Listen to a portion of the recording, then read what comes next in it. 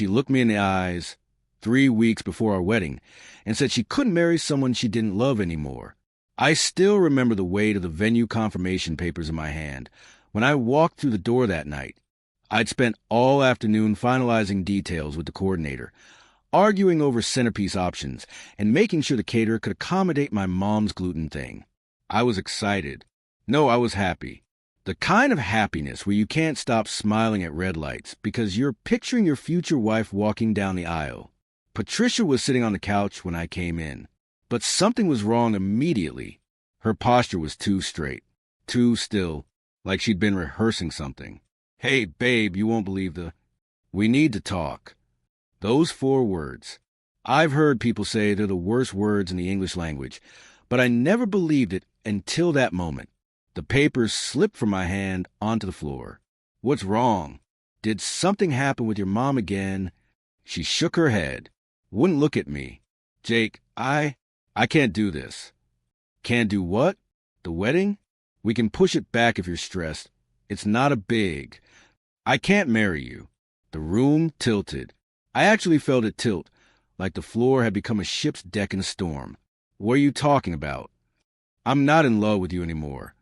She said it like she was reading from a script. Flat, detached. I need to find myself. I need space to figure out who I am. I laughed. Actually, I laughed, because it had to be some kind of joke. "Trisha, what is this? Did someone put you up to?" "I'm serious, Jake." She stood up, and that's when I saw them. 2 suitcases by the door. Packed. Ready. I'm leaving. My legs moved on their own, closing the distance between us. "Baby, talk to me. Whatever's wrong, we can fix it. Just tell me what I did." "You didn't do anything." "Then why? Why now? We've been together for 4 years. For years, Patricia. We were fine last week. We were. I'm sorry." Her voice cracked, but her face stayed stone. "I'm so sorry, but I have to go." She moved past me toward the door. I grabbed her arm. Not hard, just desperate. "Please, just explain it to me. Give me something. Anything." She pulled away, and for half a second I saw something in her eyes. Guilt? Fear? I couldn't tell. "I'm sorry," she said again. And then she twisted the engagement ring off her finger and placed it on the counter with a soft clink that I still hear in my nightmares. "Trisha, wait." The door closed. Just like that. For years, gone in 15 minutes. I stood there staring at that ring for I don't know how long. Maybe 5 minutes. Maybe an hour. Time stopped meaning anything. Eventually, I picked up my phone with shaking hands and called her. Straight to voicemail. I texted her. "Please, just talk to me. I don't understand what happened. Whatever I did, I'll fix it. Baby, please." Nothing. I called again. Voicemail. Again. Voicemail. I called her mom. "Oh, honey," she said, and I could hear she was crying too. "I don't know what to tell you. She called me an hour ago and said it was over." She wouldn't explain. She just kept saying she needed to do this. I called her sister, her best friend Maya, my own parents. Everyone had the same reaction. Shock, confusion, disbelief. Patricia had given no warning. No signs. Nothing. By midnight, I'd sent her 47 text messages. I counted later. 47 increasingly desperate pleas for answers, for closure, for anything that would make it make sense. By 2 a.m., I noticed all my messages were showing as delivered but not read. I checked Instagram. Blocked. Facebook. Blocked. Even LinkedIn. Who blocks their fiancé on LinkedIn? I sat on our bed, my bed now, I guess, holding her pillow because it still smelled like her coconut shampoo. And that's when the real spiral started. What did I do wrong? The question played on repeat in my head like a broken record. Was I too boring? Too comfortable? Did I stop trying? I worked a lot the past few months. Closing that Henderson deal.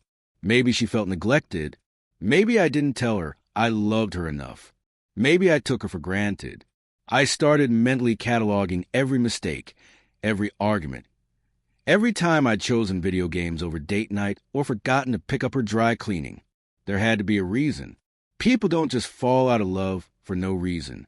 The sun came up And I was still on that bed, still holding that pillow, still replaying our entire relationship, looking for the moment I ruined everything. Thursday morning, I called in sick to work. I tried her number from my office phone. Voicemail. I texted from my old backup phone I used to use before we upgraded. Trisha, it's me, please just tell me what I did wrong. Blocked within the hour. I wrote her an email, a long one, apologizing for everything I could think of, promising to be better, begging for a second chance. It bounced back. She'd already changed her email. By Saturday, I hadn't showered. Hadn't eaten anything except half a protein bar. The apartment looked like a crime scene. Tissues everywhere, empty water bottles, that ring still sitting on the counter, because I couldn't bear to touch it. I was writing her a letter, an actual physical letter, because she'd blocked every digital avenue. I was 3 pages deep, explaining all the ways I'd failed her and all the ways I'd changed, when I heard pounding on my door. Jake, open up, man. Tyler, my best friend since college. I'd forgotten I'd texted him sometime during the haze. Go away, I called out. Not happening. I will kick this door down, and you know I'll do it. He would. Tyler once kicked down a bathroom door in college because he thought I was sick when I was just taking a nap in the tub. I dragged myself up and opened the door. He took one look at me, and his expression shifted from concern to something close to anger. Jesus Christ, Jake, you look like death. Thanks. He pushed past me into the apartment and stopped when he saw the mess.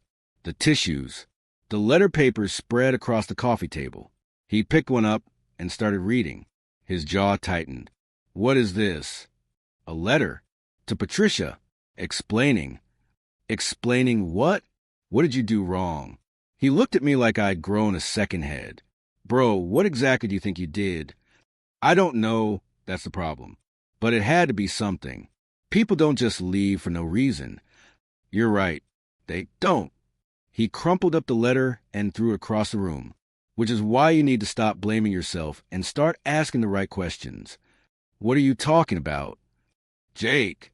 He grabbed my shoulders, forcing me to look at him. She won't tell you why. She blocked you on everything within hours. She won't talk to her own family. Does any of that sound like someone who's finding herself? She said she needed space. Space? Space is, I need a weekend at my mom's. Space is, let's take a break and talk next week. Space is not packing your bags, leaving your ring, and burning every bridge in a single night. Tyler's voice got quieter, more serious. Something else was going on. I wanted to argue. I wanted to defend her. But a small voice in the back of my head, the one I'd been drowning out for days, whispered that maybe he was right. What do you suggest? First, you shower. You smell like a dumpster. Second, we will check your shared accounts. That's an invasion of privacy. She left you, Tyler's patience snapped, 3 weeks before your wedding, with zero explanation, blocking you everywhere. Privacy is off the table, man. If she really just needed to find herself, fine. But if something else is going on, don't you want to know? I looked at the letter scraps on the floor, at my pathetic apartment, at my reflection on the TV screen, unshaven, hollow-eyed, broken. Yeah, I finally said, yeah, I want to know. I tried to grab the pieces. I was going to mail that over my dead body. He pulled me up by my arm.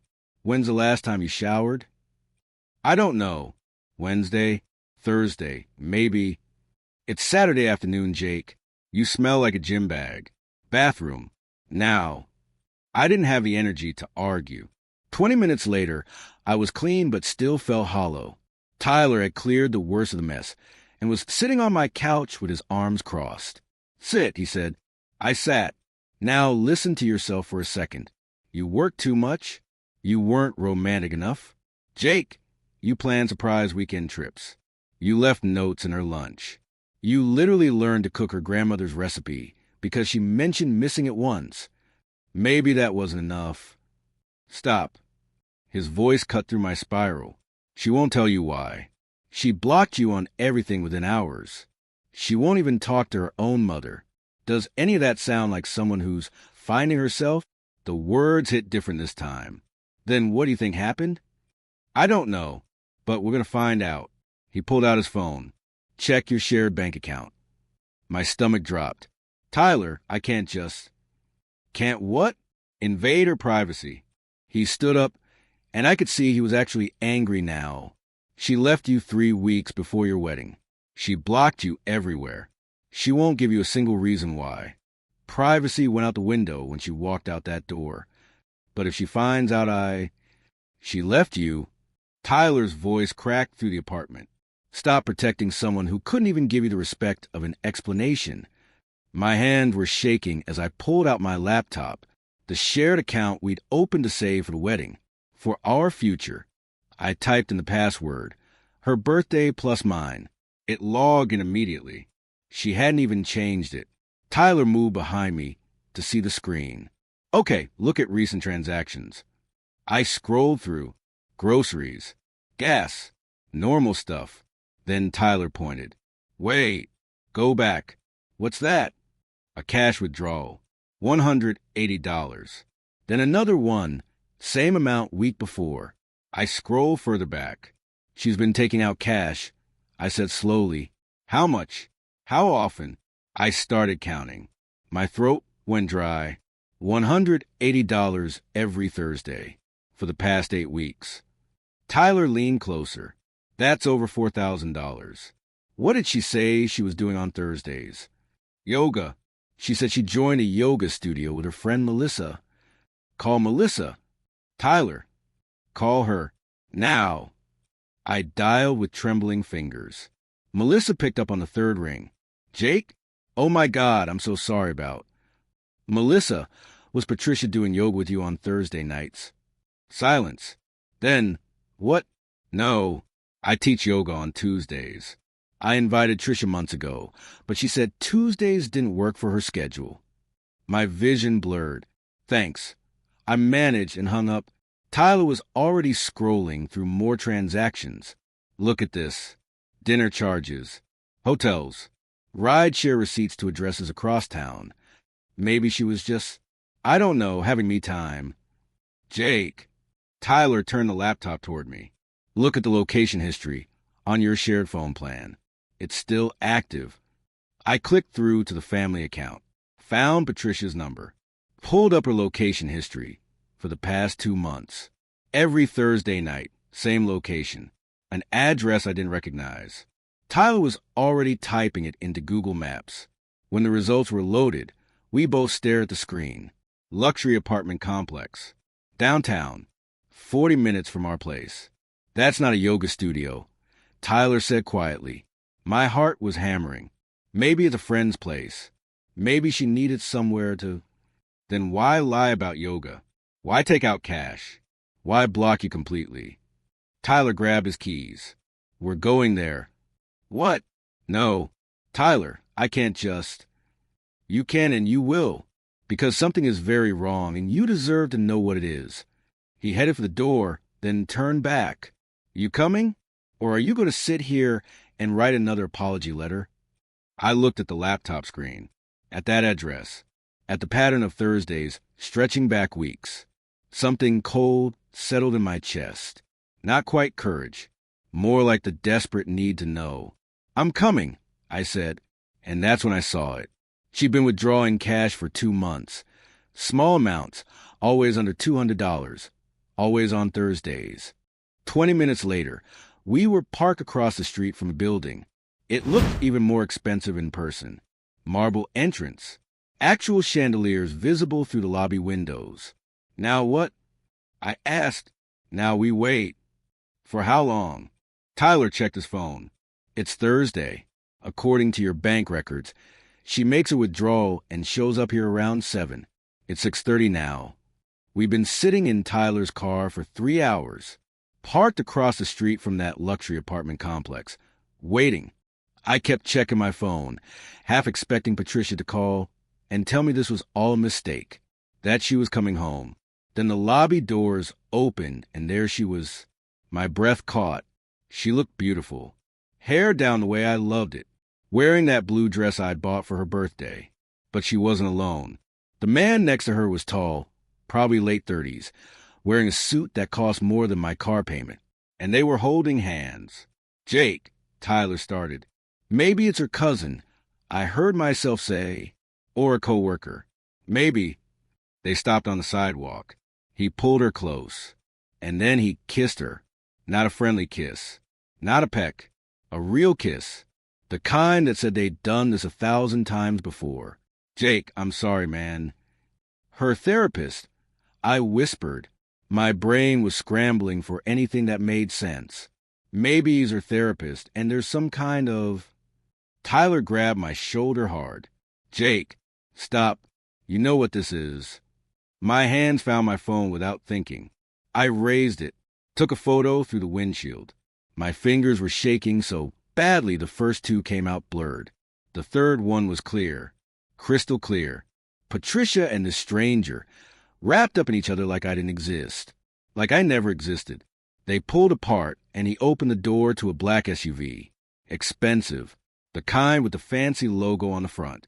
She slid into the passenger seat, still smiling. Follow them, I said. Jake, maybe we should. Follow them. Tyler started the car. We stayed 3 vehicles back as the SUV wound through downtown. My chest felt like someone was standing on it. Every breath hurt. Patricia was animated in the passenger seat. I could see her gesturing, laughing. She looked happy. Genuinely, completely happy. She never looked like that with me anymore. When did that stop? How did I not notice?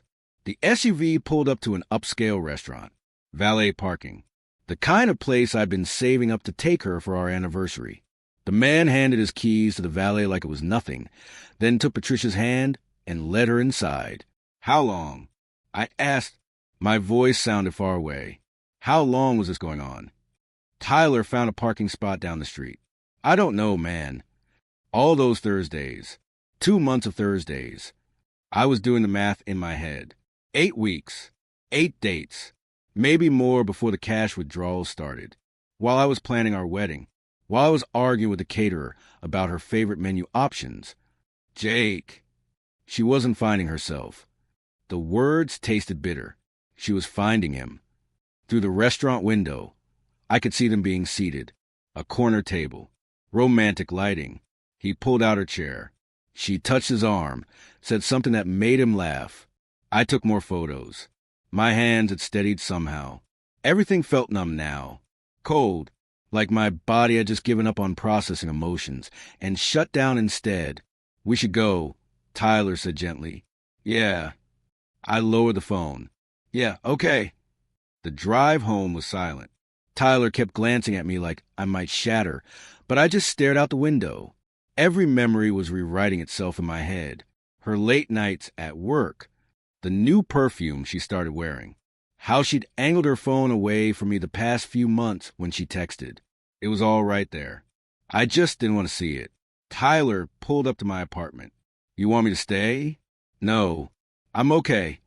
Jake. I'm okay. I wasn't. We both knew I wasn't. But I needed to be alone. I made it inside. Made it to the bathroom. And then I was on the floor with my back against the tub, looking at those photos on my phone. Patricia's smile. That man's hand on her waist. The easy intimacy between them. For years of my life. Of building something. Of planning a future. And she threw it away for Thursday nights with a stranger in a suit. I don't know how long I sat there. Hours, maybe. Long enough for my legs to go numb. Long enough for the sun to start creeping through the bathroom window. But something shifted as the light changed. The numbness started cracking. And underneath, it wasn't just pain anymore. It was anger. Cold, clear, focused. I needed to know everything. Who he was. How long this had been going on. Every detail of the lies she'd been living. I couldn't sleep that night. I kept seeing that kiss. That smile.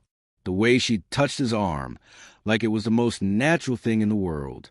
By 3 a.m., I was back on my laptop, staring at the blurry photos I'd taken. Tyler showed up at my door at 7 in the morning with coffee and his laptop. You look terrible. Didn't sleep? Yeah, I figured. He sat up on my coffee table, showed me the clearest photo of him. I pulled it up. The man's face was visible in profile as he opened the SUV door for Patricia. Tyler saved the image and ran it through a reverse image search. Nothing. Then he started scrolling through Patricia's company website. What's the name of her firm again? Davidson and Associates. Marketing. He pulled up their leadership page. Started clicking through headshots. Third one down, he stopped.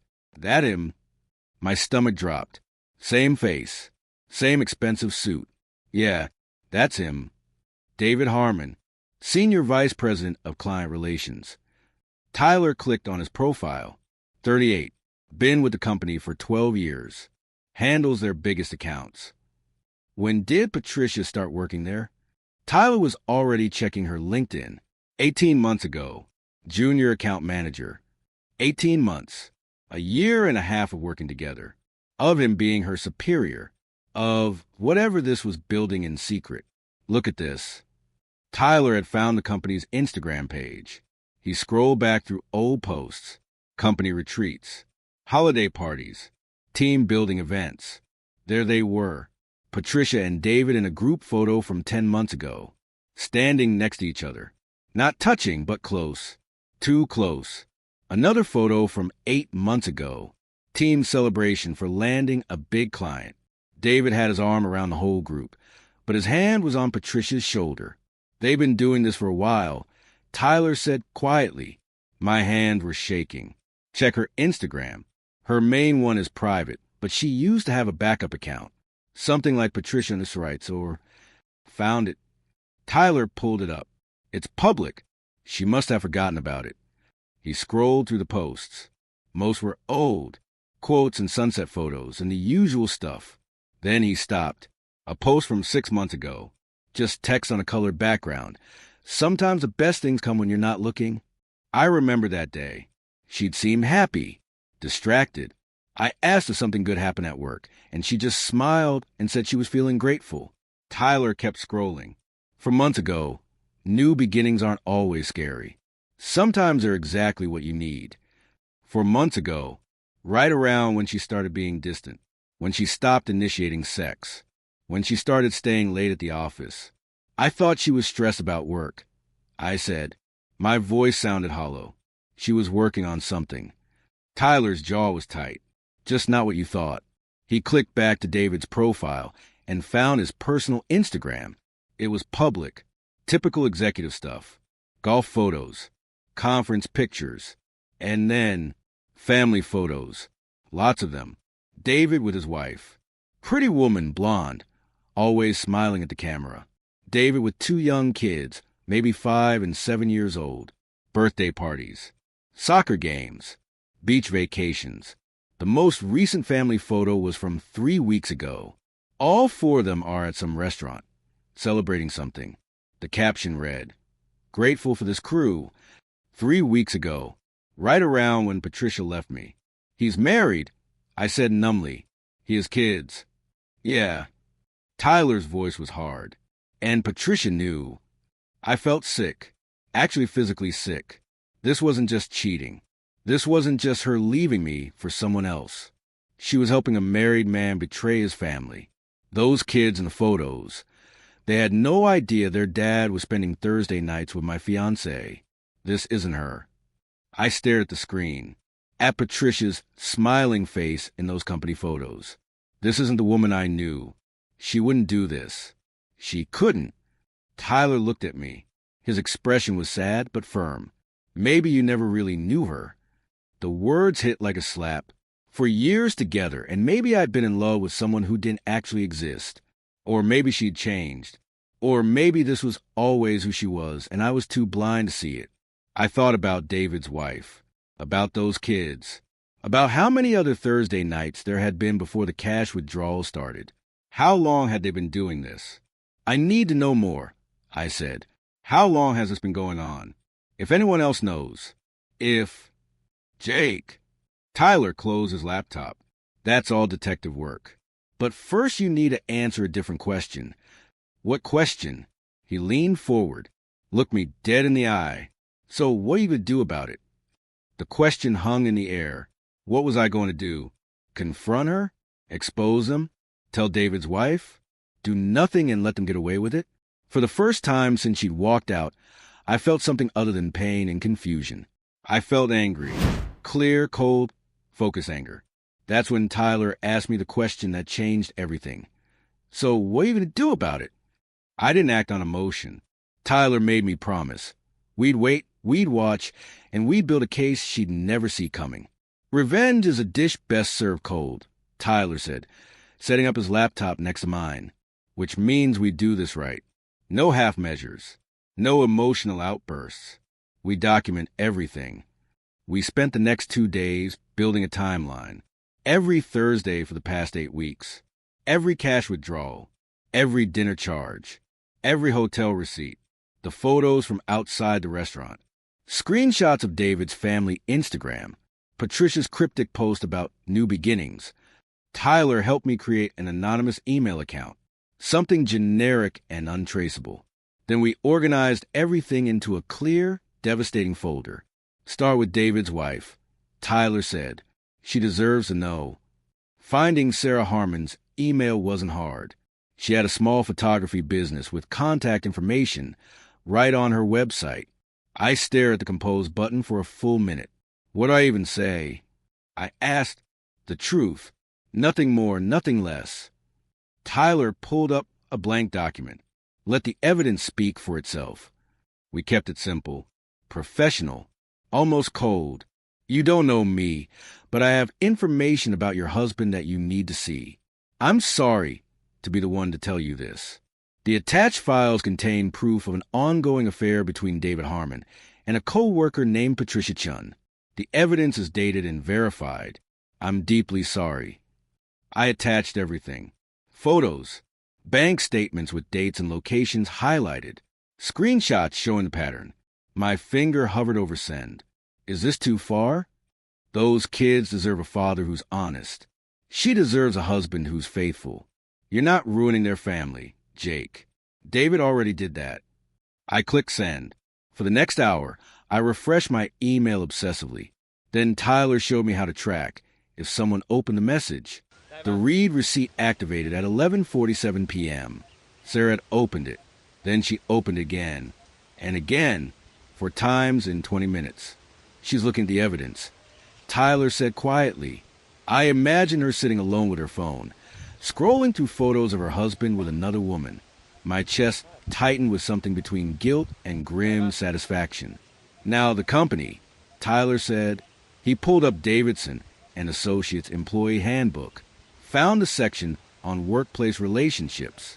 Look at this. Romantic or intimate relationships between supervisors and subordinates are strictly prohibited and may result in immediate termination. Will they even take an anonymous tip seriously? With this much evidence? They'd be stupid not to. Tyler started drafting another email. This one went to HR with a different tone. Professional, concerned, detailed. We included company policy violations, potential harassment implications, the power dynamic between a senior VP and a junior account manager, photos from company events showing inappropriate familiarity. Make it about liability, Tyler said as he typed. Companies care about lawsuits more than morality. We were about to send it when my phone buzzed. Patricia's name lit up my screen. A text message. The first one since she blocked me. Jake, can we talk? I owe you an explanation. My heart stopped. My finger moved toward the notification without thinking. Tyler's hand shot out and grabbed my phone. Don't. You. Dare. She wants to explain. Now she wants to explain? After blocking you for 2 weeks? After you caught her? He held the phone out of reach. Think, Jake. Why is she reaching out now? Maybe she really does regret it. Or maybe David's wife hasn't said anything yet, and Patricia's feeling comfortable enough to string you along. Tyler's voice was sharp. She doesn't regret hurting you. She regrets that you're not sitting at home waiting for her anymore. Another text came through. I made a mistake. Can we please just talk? Something in my chest cracked. Part of me, the part that still remembered 4 years of good memories, wanted to respond. I wanted to hear her out, wanted to believe she was sorry. She left you 3 weeks before your wedding, Tyler said, reading my face. She took your ring off and walked out without a real explanation. She blocked you everywhere. She spent 2 months lying to your face while she was with him. He pushed his laptop toward me. You really think she's sorry? Or do you think she's just scared? I looked at the drafted HR email on the screen, then on my phone with Patricia's messages. Tyler was right. If she was really sorry, she would have called the next day, would have explained before blocking me, would have shown up with the truth, instead of disappearing into someone else's life. Send it, I said. Tyler clicked send on the HR email. Then he handed me back my phone. You don't owe her a response. Radio silence is the best revenge right now. I turned my phone face down on the table. 2 more texts came through. I didn't read them. How long until something happens? I asked. HR investigations usually take a few days. Sarah might move faster. Tyler leaned back. Either way, we've set everything in motion. Now we wait. And if nothing happens, then we have backup plans. But trust me, something's going to happen. My phone kept buzzing. 5 texts total. Then it went quiet. I felt different than I expected. Not satisfied exactly. Not happy. But not helpless anymore either. For 2 weeks, I've been the victim of Patricia's choices. Now I'd made choices of my own. 3 days later, everything we set in motion came crashing down at once. Patricia called me 17 times in 1 hour, but by then, her world was already on fire. It started on a Tuesday morning. Tyler texted me a link to a video making rounds on social media. My hands shook as I clicked it. The video was shaky, clearly filmed on someone's phone at a company event. I could see the Davidson and Associates banner in the background, people in business casually holding drinks. Then the camera focused on a woman confronting a man near the catering table. Sarah Harmon and David. Her voice was loud enough to carry over the ambient noise. You want to explain these photos to everyone here, David? Or should I? David's face went white. He tried to guide her away, keeping his voice low. But Sarah wasn't having it. She held up her phone, turned it toward the small crowd that had gathered. That's my husband, she said, voice breaking. With his co-worker, Patricia Chun. Does HR know about this? Does anyone? The video ended. Comments were already flooding in from company employees. Someone had tagged Davidson and Associates' official account. My phone rang. Patricia. I declined it. She called again. And again. 17 times in the next hour. Then the text started flooding in. Jake, please pick up. This is bad. I need to talk to you. Please. Tyler called me. You see the video?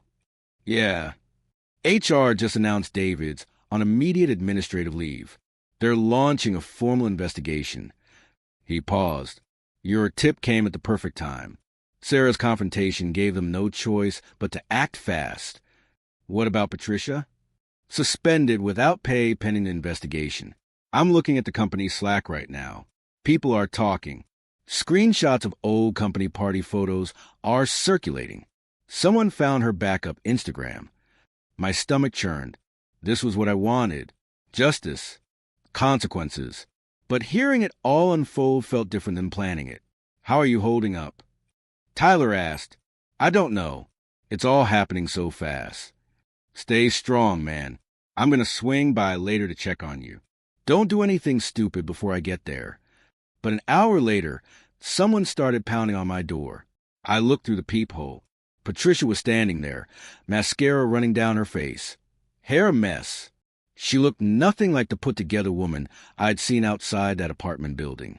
Jake, please. I know you're in there. Every instinct told me not to open it, but I opened the door anyway. She practically fell into my apartment. Thank God. She grabbed my arms, and I could feel her shaking. Jake, everything's falling apart. David's wife showed up and humiliated us in front of everyone.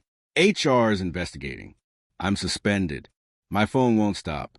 Everyone knows. Trisha slowed down. It was a mistake. The whole thing was a horrible mistake. Tears were streaming down her face. David manipulated me. He made me think he was leaving his wife, that we had a future. But he was just using me, Jake. He was using me, and I was too stupid to see it. Something in my chest cracked. She looked so broken, so desperate. I never stopped loving you, she whispered. Even when I was with him, part of me knew I was making the biggest mistake of my life. I was lost and scared, and I thought he could give me something you couldn't. What could he give you that I couldn't? I don't know. Security? Excitement? I don't know, Jake. I was an idiot. She was sobbing now, clutching my shirt. But I know now. I know what I lost. You were everything good in my life, and I threw it away for someone who didn't even care about me. My hands moved on their own, almost reaching for her, for years of muscle memory, for years of comforting her when she cried. Please, she begged, please just give me one more chance. We can start over. We can go to therapy. I'll do anything. Anything, Jake. I felt myself softening. Tricia, I still have my apartment key, she said quickly, desperately. I never used it. I couldn't bring myself to give it back, because that would mean it was really over. But it doesn't have to be over. We can fix this. I know we can. And God help me. I wanted to believe her.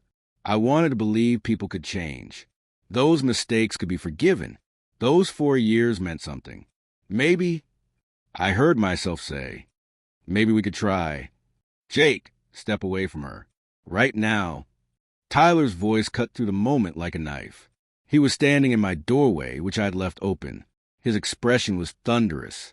Tyler, Patricia started. I wasn't talking to you. He walked straight toward me and grabbed my arm. Jake, inside. Now. We're just talking. You're not talking. She's manipulating and you're falling for it. He physically pulled me toward the kitchen, away from Patricia. Kitchen. Now. Patricia tried to follow. You don't get to. Stay right there, Tyler said without looking at her. His grip on my arm tightened as he dragged me into the kitchen and lowered his voice. What are you doing? She's sorry, Tyler. You saw her. She's destroyed. She's sorry she got caught. His voice was a harsh whisper. Where was this broken, apologetic woman 2 weeks ago? Where was she when she was blocking you on everything? When she was spending your wedding fund on hotel rooms with that man? She said David manipulated her. And you believe that? Tyler grabbed my shoulders, forcing me to look at him. Jake, listen to yourself. She made a choice every single Thursday for months. She looked you in the eye and lied. She tried on wedding dresses while planning her next date with him.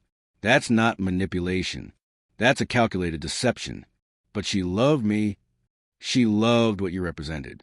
Safety, security, a backup plan. Tyler's voice dropped even lower, more intense. She didn't come here because she loves you.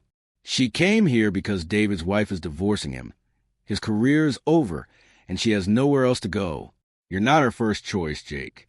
You're her only option left. The words hit like physical blows. Think about it, Tyler continued. Why now? Why show up crying today and not the day after she left? Because David promised her something. A future. And now that future is gone. His wife knows. His job is gone. He's probably begging Sarah for another chance right now. And Tricia realized she burned her safety net for a man who was never going to leave his family. I could hear Patricia crying in the living room. Tyler, she sounds really hurt. Of course she's hurt. Her affair got exposed and she lost everything. But she's not hurting because she betrayed you. She's hurting because she got caught and it backfired. Tyler's expression softened slightly. You're a good guy, Jake. Too good. And she knows that. She knows if she cries enough, if she seems broken enough, you'll take her back. Because that's who you are. Maybe people deserve second chances. Not people who had 2 months to come clean and didn't.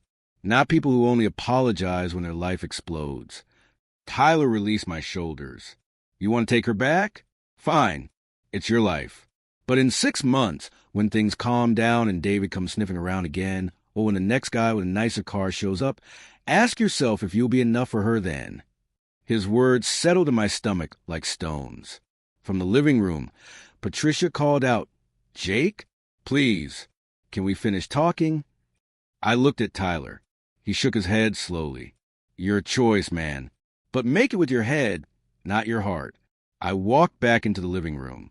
Patricia stood up immediately, hoping to flood her face. I need you to leave, I said quietly. Jake, no. You didn't come here because you love me. You came here because David's life imploded, and you realize you have nothing left. That's not true. Where was this apology 2 weeks ago? Where was it when you were blocking me on every platform? When you were taking cash out of our account to see him? My voice was getting stronger. You had 100 chances to be honest, to come clean, to choose me, and you didn't. You chose him. Every single Thursday, you chose him. I made a mistake. No, a mistake is forgetting an anniversary. A mistake is saying something hurtful in an argument. I moved the door and opened it. You made calculated decisions for months, and now you have to live with the consequences. She walked toward me, tears streaming. Please, Jake, I love you. You love the safety I represent. You love having a backup plan. I looked her in the eyes. You didn't leave me to find yourself. You left me because you thought you found someone better. Someone with money and status and excitement. And now that he's gone, you want me back like I'm some kind of consolation prize. That's not. I deserve to be someone's first choice, not their last resort. I held the door open wider. Goodbye, Patricia. She stood there for a long moment, then slowly walked toward the door. As she passed me, she whispered, I'm sorry. I really am. I closed the door without responding. The silence was deafening. Tyler walked over and put a hand on my shoulder. You okay? No. I slumped against the door. But I will be. Yeah, you will. He squeezed my shoulder. That took guts, man. I'm proud of you. But I didn't feel proud. I felt empty, like I'd just closed the door on 4 years of my life, and I wasn't sure if I'd made the right choice. Tyler must have read my face. You did the right thing. Then why does it feel so awful? Because you actually loved her, and that doesn't just disappear. He guided me to the couch. But loving someone doesn't mean accepting less than you deserve. I thought that would be the end. But 2 weeks later, she showed up again, and this time, I almost let her back in. I ran into Patricia at a coffee shop, and for the first time, I felt nothing. 6 months had passed. 6 months of therapy sessions where I unpacked everything. 6 months of Tyler dragging me to the gym when I didn't want to go. 6 months of slowly remembering who I was before her. I'd landed a new job. Better pay, better hours, better people. I started playing guitar again, something I'd given up because Patricia said it was too loud. Reconnected with friends I'd lost touch with. I wasn't whole yet, but I was getting there. The coffee shop was new, close to my apartment. I walked in that Saturday morning, just wanted my usual order, and there she was behind the counter, wearing an apron, hair pulled back, looking tired. Our eyes met. She froze. Hi, Jake. Hey. My voice was steady. Calm. I waited for the anger to hit, the hurt, something, but there was nothing, just a strange, neutral emptiness. What can I get you? She asked quietly. Just a black coffee. Medium. She nodded and started making it. Her hand shook slightly. The confident woman I'd known was gone. This person looked smaller, worn down. How are you? She asked, not looking at me. Better. You? I'm managing. She handed me the coffee. I'm in therapy, trying to figure things out. It's been hard. I can imagine. She glanced around. The shop was empty, except for one person with headphones in the corner. I know you probably don't want to hear this, but I need to say it anyway. I don't blame you for what you did, exposing everything. I blame myself for what I did first. I took a sip of coffee. Okay, I destroyed everything. My job, my reputation, my relationships. But mostly I destroyed us. Her eyes finally met mine, and that was all for me. Not you, not David, me. There was a time those words would have meant everything. Now they were just words. I almost took you back, I said. That day you showed up crying. I almost believed you. She looked down. I know. I could see it in your eyes. Tyler stopped me, made me see what I couldn't see on my own. A sad smile crossed her face. Tyler's a good friend. Better than I ever was to you. That hit was different. Not because it hurt, but because it was true. I hope you find what you're looking for. I said, I really do. You too, Jake. I picked up my coffee and walked out. No dramatic goodbye. No closure speech. Just a quiet ending to something that should have ended months ago. That evening, I met Tyler at our usual bar. He took one look at me and grinned. You look lighter. I ran into Patricia today. His expression shifted. And nothing. I felt nothing. No anger. No hurt. Just nothing. Tyler raised his beer. That's growth, man. That's you finally letting go. I wanted to thank you. I looked at him seriously. For that day, when she showed up, I almost let her back in. You saved me from wasting more years on someone who didn't value me. That's what brothers do. He clinked his bottle against mine. Now buy me another beer and let's talk about your future, not your past. We spent the next 2 hours talking about everything except Patricia. My new job, his upcoming promotion, places we wanted to travel. The kind of conversations I've forgotten how to have. When I got home that night, I opened my laptop, found the folder Tyler and I had created, the photos, the bank statements, the timeline, all the evidence I compiled. I stared at it for a long moment. Then I selected it all and moved it to the trash. Are you sure you want to permanently delete these items? My finger hovered over the button. This was it, the final step. I clicked yes. The folder disappeared, and something inside me lifted, like I'd been carrying a weight I didn't realize was there. I opened a new document and started typing. Not about Patricia, not about betrayal, just thoughts, ideas, things I wanted to do, places I wanted to see, the person I wanted to become. She chose to betray me. I chose revenge, and I almost chose to forgive her before I was ready. But Tyler showed me the truth. Some people only come back when they have nowhere else to go, and I deserve to be someone's first choice, not their last resort. In the end, we both lost the people we used to be. But unlike her, I got the chance to become someone better.